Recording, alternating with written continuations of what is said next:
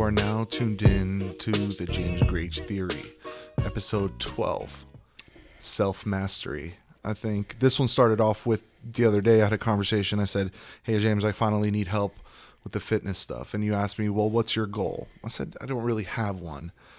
But there was a couple things that you did say. I think something you were also working on this year, kind of take it to the next level, was mastering yourself, self-mastery. And I said, wow, that's a great goal kind of the outside of the fitness realm too, but around that same world. That was my goal. Now that you said it, it was like, I want to master myself. And to me, do you tie that into, I'll let you get to it in a second, but do you also tie self-mastery into self-control? Well, look, it's interesting. We start every podcast off with, this is the podcast about life, fitness, business, right? All three of those things, they're all the same to me. The same principles apply to all three. So, self-mastery for me, working out in the gym is just one form of mastering those skills or developing that self-mastery, that self-control. Self-control, self-mastery, they're not exactly the same, but they are. I say it all the time. You've heard me say this before, that in a world where so much is out of our control, we just can't do anything about it. All we can do is we can adapt to it and, figure out the best path. But so many things out of our control. But the one thing that is within our control is ourself and our decisions. Yet so often we find ourselves in a situation where we feel like we have no control over ourselves. And that's that, battle of you versus you. And that's why I say, when you feel like you have no control over anything else, but you should have control over yourself, and when you don't, it's easy to feel really defeated. Knowing all the things that you should do, that you want to do, the goals that you have for yourself. And most of the time, people know what they should be doing. Are there secrets? Not necessarily secrets, but yeah, someone can come and give you good advice. But if you don't follow the advice, if you don't apply it, then it doesn't mean anything.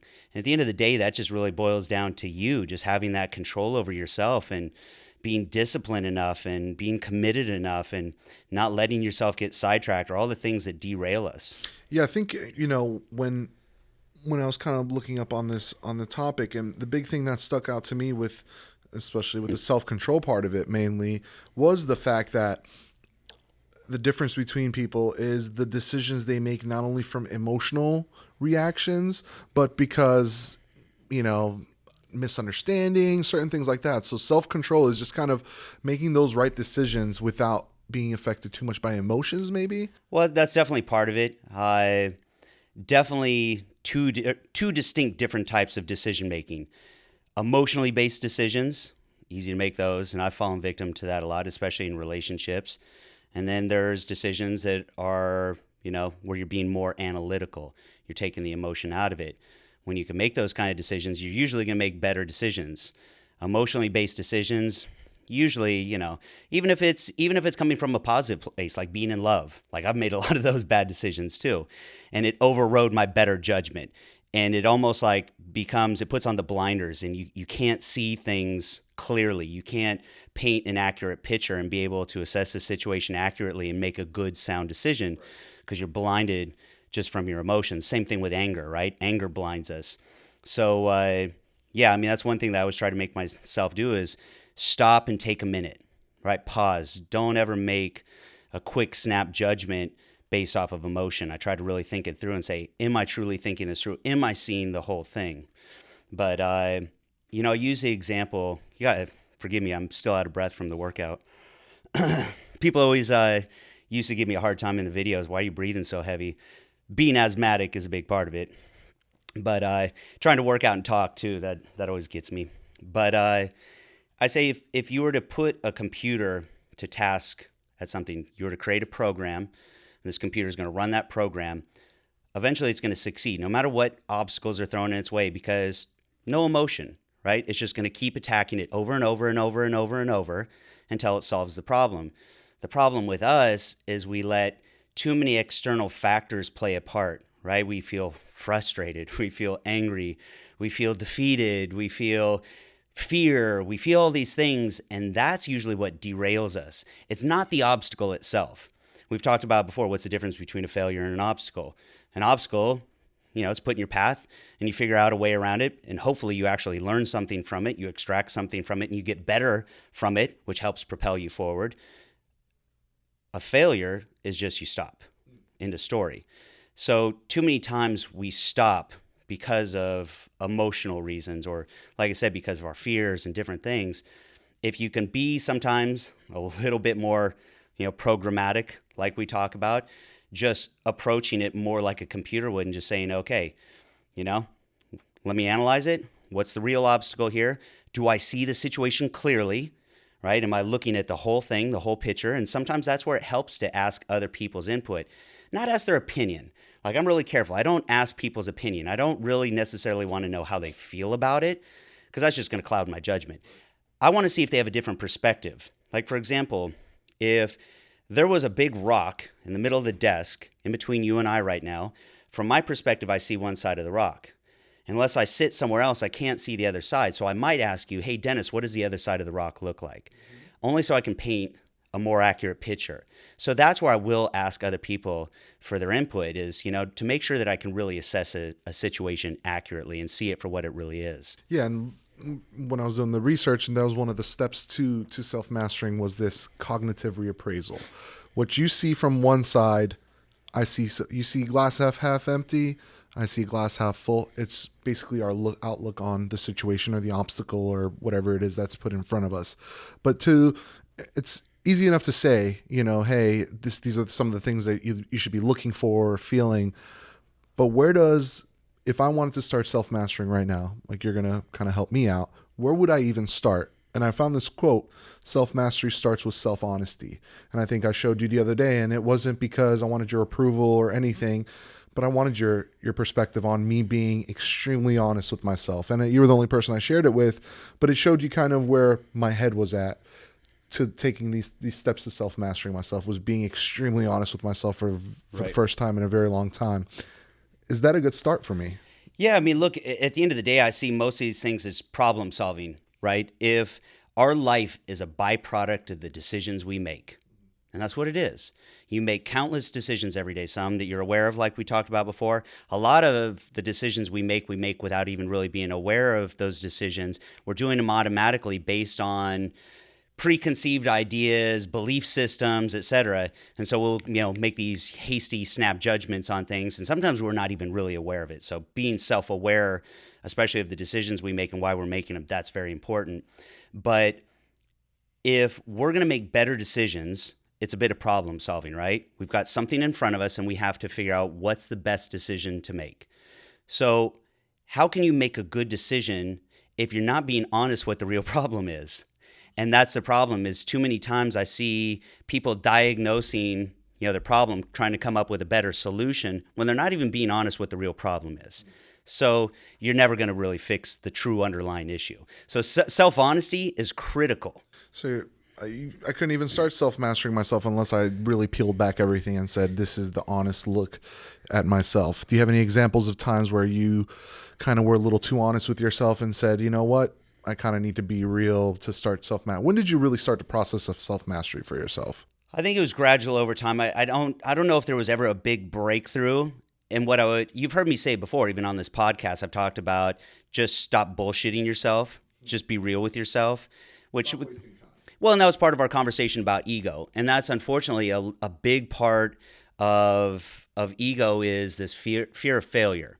You and I talked about that before. And when you're afraid of getting egg on your face, or you're afraid of failing, or you're afraid of what other people might think, that becomes a big hang up, right? You just kind of have to put your ego aside, be super, super honest with yourself, and not even be afraid to fail, not be afraid to address whatever your weaknesses are. We all have weaknesses, right? Some people are really strong at one thing, and usually there's an opposite in equal weakness. And when you can address that and be honest with that, then you can figure out ways around it. Sometimes it's partnering with someone. My business partner and I, we both have different strengths and we both have different weaknesses. And together it's very complementary, and together we make a great team. I would say the same thing is true of a relationship. I've got that in my relationship with Nick. She and I are enough the same We have common values, right? So we mesh there, but we're also different. And so together we make a strong team. But I could only have a good, healthy relationship when I figured out who I really was, what my strengths were, and what my weaknesses were. Early on, I didn't even know what that was. I just got into a relationship because a girl was hot or because I thought I was in love or whatever I felt. You know, they were emotionally based decisions. Now, I'm not saying be super analytical about all your relationships. It's, you know, you're not forming a business partnership, but it is a partnership. So there's got to be a balance there between, okay, am I attracted to this person? There's certain qualities this other person have that I find attractive. But there's also, like I said, a bit of that business side of it because you are partners. And later on, if you have kids, you're partners, you know, in parenting. So partnership and compatibility is a big part of it. But again, for me, I failed in relationships over and over and over because I didn't know myself well enough. That was the real underlying issue. I think, you know, even with the word itself, when you said the ego word, even my ego kind of steps into place there when I say I need to self-master myself. It's like, dude, you don't need to self-master. You know, you should be the master already. How are you the master of your, you know, it becomes because there's almost a certain place where you have to give yourself up and be a slave to your own ideas and these certain things you're trying to set. So with me, it was always like, I don't want to self-master myself. I almost enjoy some of the freedom I allow myself. You get what I'm saying? Like there's a certain, it's not healthy or it's not whatever, but that sounds like you don't want to commit. I don't. And it's an excuse, of course, but there's a certain point where if I can survive without self-mastering myself, why would I self-master myself? What are the benefits of self-mastery? And it goes back to any kind of goal setting, right? What's one of the most important things is commitment. We talked about that before previous podcasts. We talked about that V. I said it was that turning point. You can't figure out how to do something or go about doing something until you absolutely commit to it, because until you commit to it, you're never going to be able to deal with all the obstacles that are going to come your way, and they're going to come your way. It's just part of the process. It's part of the equation. You can't dodge them. You don't want to dodge them. They're what make you better. And I think for me, what really helped me is when I changed my mindset, when I stopped being afraid of obstacles, potential, you know, failures, and realized that as great as I thought I was at the time, right? You know, I had all this ego that I didn't know shit. And that's okay. And that's the pursuit right there. That's the lifelong pursuit of getting better, getting wiser, and you know, mastering yourself. And I don't think there is any such thing as getting there. It's like playing a sport. You could be the best golfer in the world. It still doesn't mean you can play a perfect game of golf. You could be the best, you know, baseball player in the world. It doesn't mean you're going to have a perfect batting average. There's no such thing, right? So there's always room for improvement, and that's the pursuit, and that's what makes it fun, is always seeing if you can continue to grow. Like for me, that's always been my personal fear, is staying the same. And you see it a lot. I think if you look around at people that you know, whether they're related to you or friends or whoever, look around and you look at their life over a period of, especially over a long period of time, like decades, and they don't change. They have the same exact thought process. The same shit is holding them back that held them back 10 years ago. They haven't grown. Is that a part of almost what makes you scared of being the same? They're scared to change. Is that, I don't know, because they could be looking at it, the reappraisal that they're seeing is something completely different. They're scared of this change, but you're almost saying there needs to be change. There's a lot of things that hold us back. So fear definitely is one of them. Fears absolutely hold people back. Sometimes they don't even see it for what it is, right? And that's that part of being honest with yourself. We tell ourselves stories, right? We build up this big storyline, and, you know, you're the main character of your own story, and you got this whole, you know, plot, right? And where you play a part in it, where everybody else plays a part in it, and all these external factors. For me, I think the one distinction that I made in my life is just to own my life and own my decisions, because the people that I saw that were stuck, it was always something external. It was always somebody else's fault, something else's fault. Something happened to them, or maybe it was God's fault. I don't know what's, you know, running through their head, but they never really owned it and said, this is my life. I'm going to own my mistakes. You know, I'm going to own my decisions, whether it's a good decision or a bad decision, it's still my decision. And even if it's a bad decision, I can own it. And if it's a bad decision, a mistake, what can I learn from this? What can I extract out of it? How do I get better from that? And how is that going to slingshot me and propel me forward? I think just speaking about that, I know what I'm scared of. I am not that I'm scared of it. Obstacles and failures, I am scared of it because I don't think I'm ready enough within myself. I'm not mastered enough to take those on and start extracting them for the lessons and stuff. You get me? Like, does that make sense? Yeah, and I also think, look, I see a bit of myself in you, and I think that where you and I are the same is when I would start something, and we've talked about this before, when I would start something, I was always good at it, and I got used to being good at things, and that became a real hindrance for me for my own personal growth because then I was always afraid of failure. Right. Did we talk about that study that was done with elementary school kids? I thought this was really fascinating. So whatever it was, fourth graders or fifth graders, they split this class into two halves, and they were, equal as far as grades. So it's not like one group was smarter than the other group, but they gave them the same test, and they told one group, you're smart, you're super intelligent. We did talk about this, but it's awesome. We talked about it, right? Keep talking it. The other half of them, they took the test. They didn't tell them how smart they were. They just rewarded them for their effort. So when they finished the test, they took those same two groups and they gave them a second test, which was obviously harder. They could see that it was harder than the first test they took.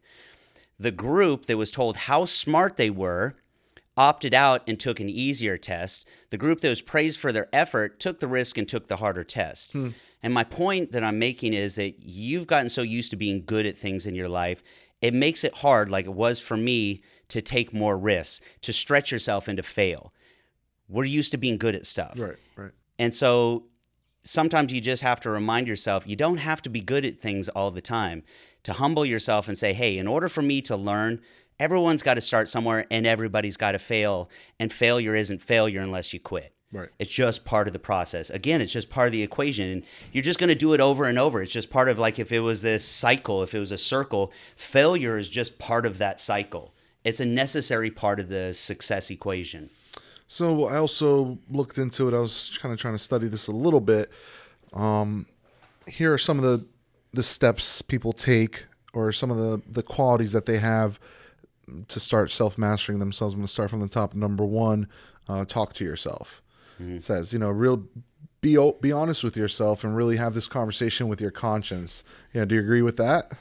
Yeah, I mean, well, look, we've described it before, the one voice on one shoulder, telling you, yeah, you can do it. And the other one says, oh, you can't do it. It's almost this battle.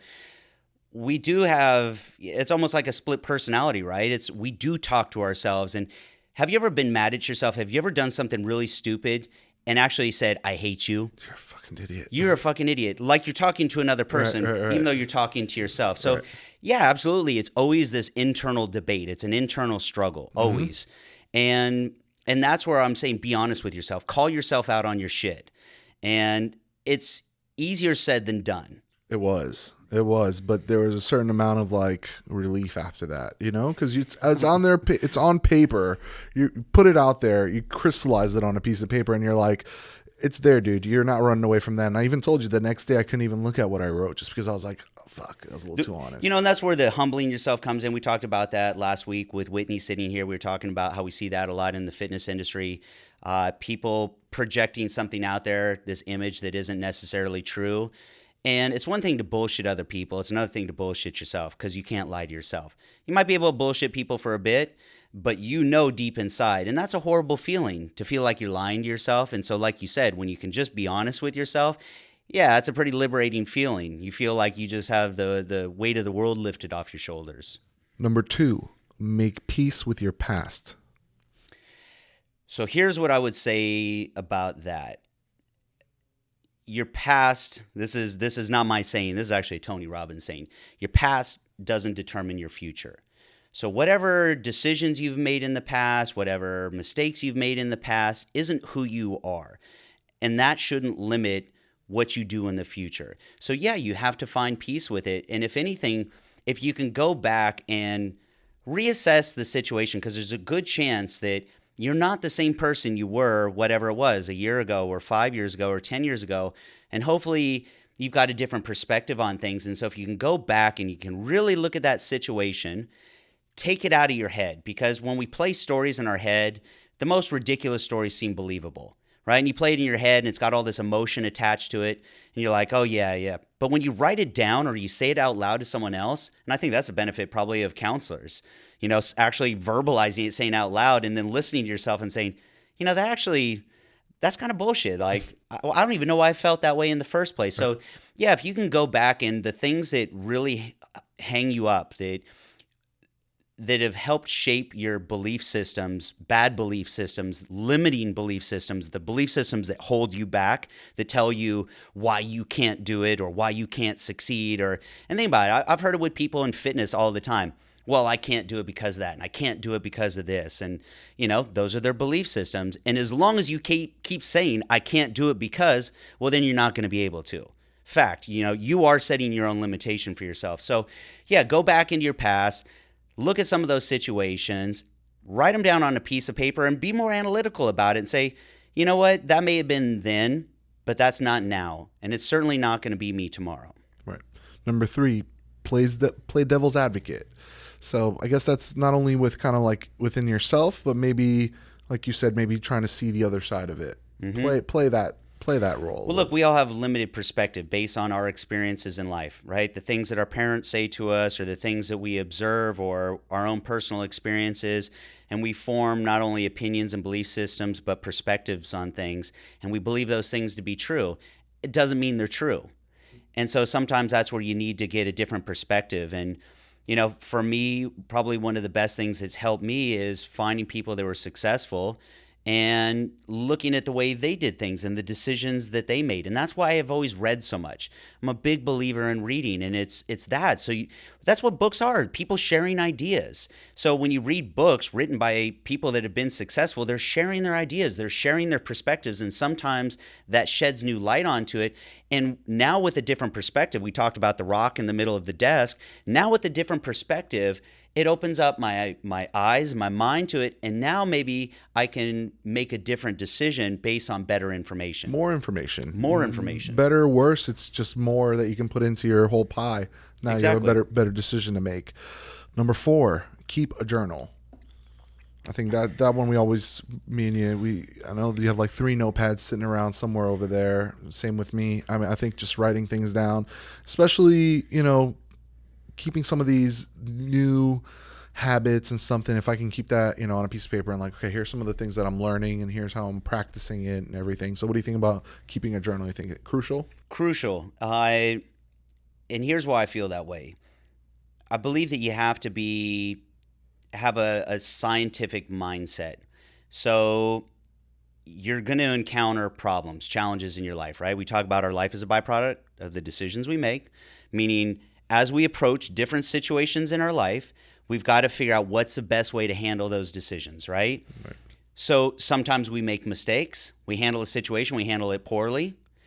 And then sometimes we handle a situation right and we get little insights.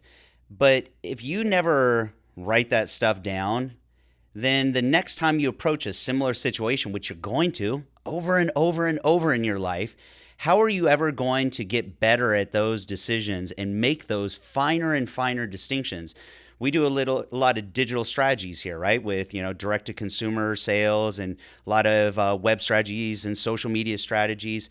And so it's almost like conducting an experiment. You create a hypothesis, you have this idea, you go ahead, you test it, you measure the result, then you look at it, you come up with some insights, some distinctions there, then you go back and you start the process again. But each time you write it down and you go back and you look at your notes and changing the variables here and there. And then you go from making big distinctions to those finer and finer distinctions. And you polish that process. Look, the way I see life is when we talk about self-mastery, it's the opportunity to really refine you and your decision making and get better and better and better at it, to get polished at it. And in order to get polished at it, you have to be a study of you.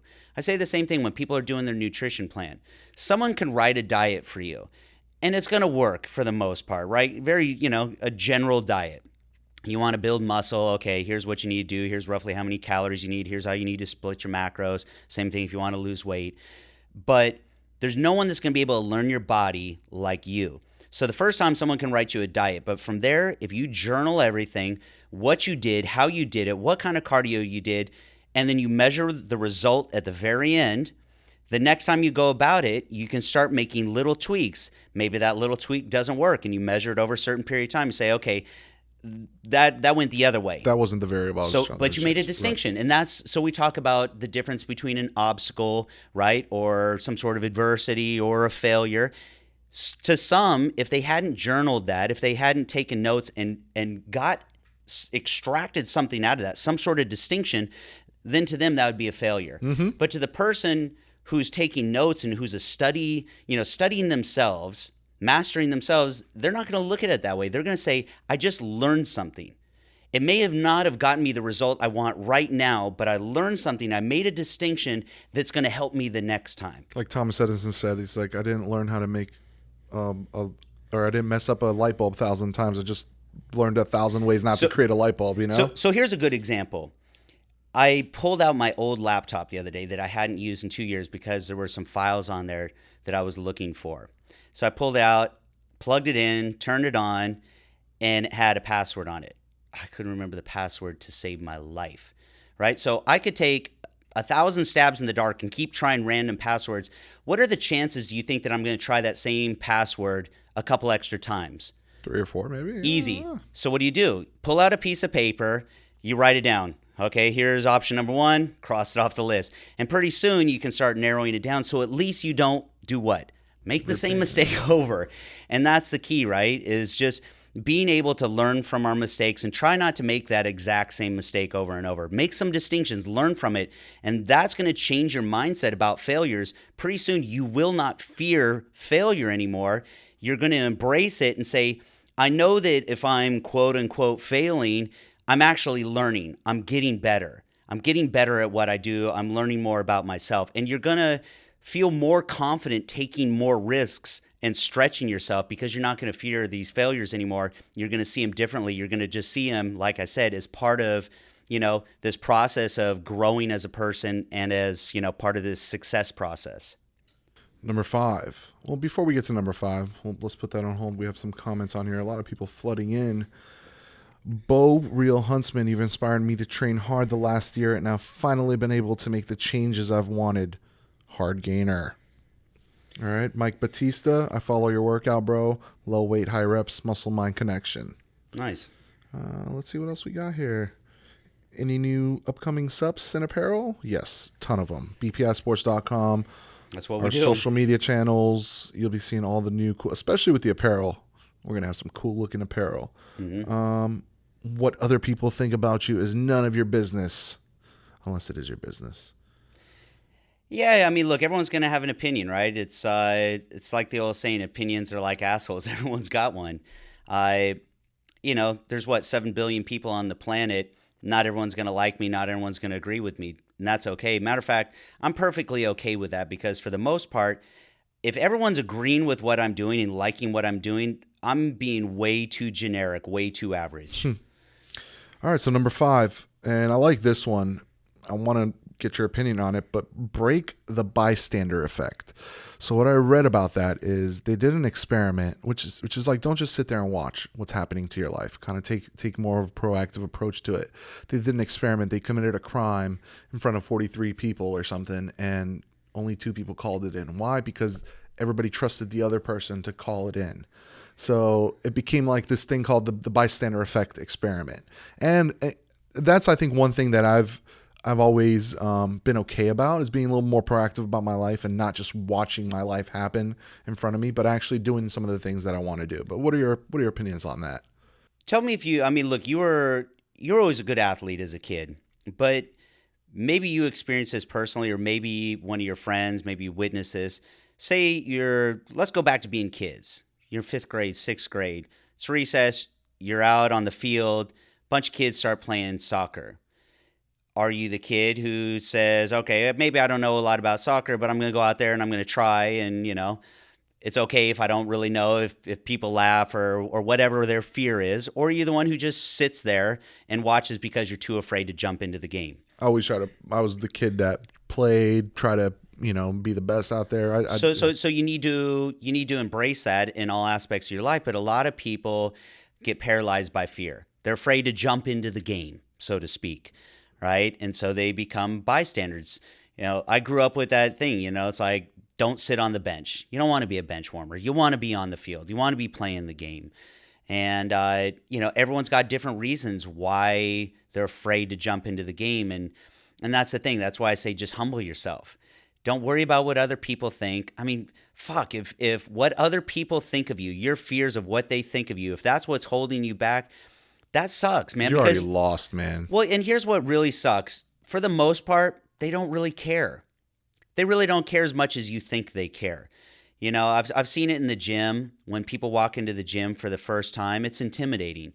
You walk in there, you look around, maybe you don't know what to do, you don't know what all the machines do, you don't know where to start, and you look around and you see a room full of people who look like they know what they're doing. Right. And so then you become very self-conscious and you start looking around, you feel like no matter what you do, someone's looking at you going, oh, look at that guy, he doesn't know what he's doing.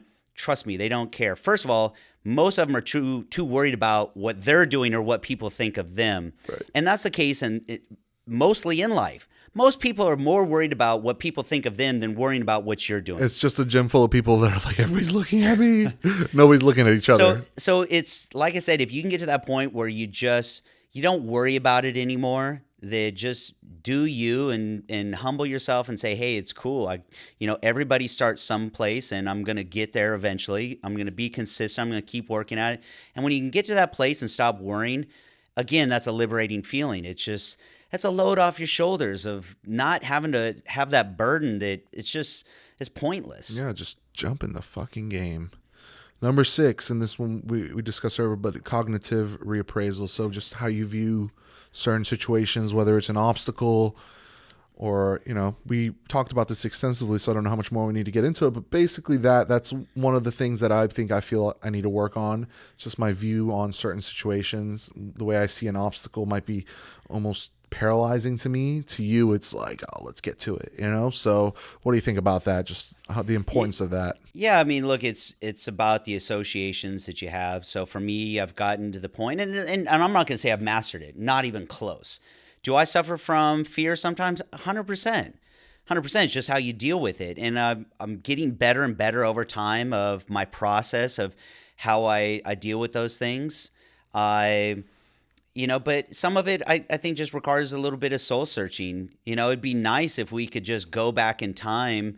What was the thing? What was the Christmas story where, the different ghosts took him, Christmas Carol or the ghosts of Christmas past or whatever. Yeah. It'd be nice if someone could just take you into your past and say, hey, look, here's all these different events in your life that shape your belief systems. And, so you could just look at them and now address them, better equipped to deal with them. When you're 5 years old, how well equipped are you to handle certain situations? You're going to form beliefs, and look. I've seen it with crazy things. I've seen it with racism. You watch these interviews where they'll talk to a 5-year-old or 6-year-old kid who has all this hatred in their heart, but they don't even know why. They don't even know why, and they're going to grow up with that their entire life, and they're still going to be spitting out the same stuff, and they don't even know why they feel that way, but it's only because someone put it on them. Mm-hmm. It was just programmed into them. So I'm sure if they could go back in time and address that situation and say, wait a second, why do I feel this way? That would be nice. Unfortunately, it's not that easy. So we have to do a bit of soul searching and go back. If there's things that are really hanging us up, if there's these negative beliefs that we have, the things that are holding us back and creating ceilings for ourselves, to be able to address those things. And, you're not going to be able to erase them, but I think you can go back in and you can just at least address them head on and be a little more analytical about it and reframe it for yourself, reframe that situation. And, and not let that create that, to box yourself in. And that's what we do. The biggest adversities that we have in our lives are the ones that we create for ourselves. They're not external. Lastly, but I think this is probably the most important one, is, in our 7 secrets to self-mastery, is audit yourself. How often, I'm not sure, but there has to be a certain point where you're just kind of looking at all of these new journals that you've written and all of these new practices you've implemented for yourself. When do you go back and kind of look at that and say, okay, all right, we're doing a bunch of new things. Let's slow down. Let's go back and let's audit all this. Unfortunately, look, everyone does a bit of a self-audit. When do they do it? New Year's. right? Why? Because it's the one time where it's easy to go back and say, what goals did I have for myself this year, and what things did I accomplish and what things didn't I accomplish? The problem is, I've had this conversation here in BPI when we talk about management. Managing people is harder than managing a business. It's really challenging. It takes time to learn how to be a good manager. And so one of the things that I'm always talking about is helping people stay on track, giving them good guardrails. So if you were to give someone an assignment, say you have a week to do it, are you being a good manager if you follow up the day before it's due? Not really, because you're not giving that person, if they're behind, you're not giving them the opportunity to get back on track if they're slipping, right? So for us to wait until December 31st to do an audit is pointless. The only thing you're doing at that point is beating yourself up and, telling yourself what a loser you are because you didn't accomplish any things that you wanted to accomplish. So I think that's where you have to be really clear about what your goals are, the things that you want to work on with yourself, be able to make that list, and then do it more frequently. Do it once a month and be honest with yourself and say, okay, am I really doing the things that I need to do? And that way you don't have too much time slip by, because that's the biggest problem. Time's precious, and I know it sounds cliche, but it goes by quick. Look how fast this year went by. 2017 went by fast. It's gone now, right? And we're already clicking into 2018. So, and some people are just getting their audits done right now, like me. January 1st, I had my audit done, and I'm not even prepared to take it into action. And that's why I say I don't believe in New Year's resolutions. It's not that I don't believe in setting goals for a new year. Yay, it's a nice clean year. Great. We'll set some goals for this year. But if you're setting goals constantly for yourself, let's say every single month, now you do an audit every single month. Every single month you got new goals and a new audit. Well, then New Year's isn't going to mean anything to you. That's not a beginning. That's not an end. It's just another month. It just follows right in line with everything else. Let me ask you, because we're about to wrap up now. Had a good 15-minute conversation here. And to you guys, we always love hearing your feedback. If there are some topics you would like for us to talk about, we're jumping on iTunes and Google Play here very shortly, which you'll be able to find on jamesgrage.com, hopefully dropping next week. We keep saying that, that, right? And we said middle of the month, so I'm still giving myself a few. We're almost ready. It's just, we crank out a lot of content. For right now, if you want to see any of this stuff, youtube.com/JamesGrage. We still love YouTube. We're still very invested in creating a lot of content for YouTube, but we'd also like to have a place for you guys to just listen to all this stuff without, having to open up your YouTube thing, that you could just pop it in your pocket, jump on your treadmill, whatever, for an hour and just listen to us talk about some cool stuff. So jamesgrage.com, look out for that. But let me ask you before we wrap up, what are your goals for 2018? I know you're not a big, resolution guy, but I know you told me a couple things. I don't know if you want to share with everybody else, but you said somewhere along the line of I really want to, I don't know if you want to finally get to that level 10 mastery of yourself, Well, I feel like I'm way far off from that. Because I find myself slipping just like everybody slips, and feeling frustrated with myself just like everybody at times feels frustrated with themselves. So I think my goals are more about those processes, getting better at the things that we're talking about here, even these self-audits, not letting time slip by. There's things that I want to do, and so making sure that I'm making the best use of my time, that I hate to say it sounds so lame, but feel like I'm really living to my maximum potential, living life to its fullest, right? And I'm guilty of days just kind of going by, and that's a real waste. It's a real waste if you wake up in the morning and you just go through the motions, that a day just slipped by. And it happens, and and months slip by, and years can slip by, and I just don't want to live my life that way. So I wonder how many people are telling themselves right now, 2017 just slipped by me. Oh man, it slipped by me too. I did a lot of cool things in 2017 that I was really happy about, that where I just went out and did it. I think that's a lot different than, let's say I've been here for 5 years. That's a lot different than your 2016, your 2015, where you were kind of just hyper focused on certain things and not really, you didn't have this balance that I see now. Look, and we've talked about it before. Don't want to turn it into a different podcast here, but different goals at different times. In the past, 2015, 2016, there was no balance, and there wasn't going to be any balance because it was all about growing Extreme. business. It was an extreme. I wanted extreme results, and so I was all in. So yeah, 2018, I'm looking to not necessarily find balance, because what's balance? I mean, it depends on what you're judging it by. Are you judging balance within your lifetime? Right? You judging balance based on a month, based on a year. I think that this year, I still want to maybe experience some extremes, but just in different ways. Maybe that'll balance out between 2015 and 2016. But I want to pursue certain things. I want to, even with business here, my goals are different. Before, it was very mechanical. It was just like getting things done, and how do we grow into this channel, and how do we launch this product, and now it's how do we really do everything that we've been talking about doing with the brand, which is sharing this message that we've had, the things that we live by, and we do, right? It's our guiding light. It's what motivates us. It's what drives us. It is our motive as a brand, as a company. It's what makes it fun to come in every day and for us to collaborate and to share our ideas. And that's helping people. It's why we do this podcast right here. I just don't think that we've done a good job of sharing that with people and opening our doors up and saying, hey, this is who we are. It's who we are, and why don't you come get to know us and decide whether you like us or don't like us. And if you do like us, cool. This is like one big community.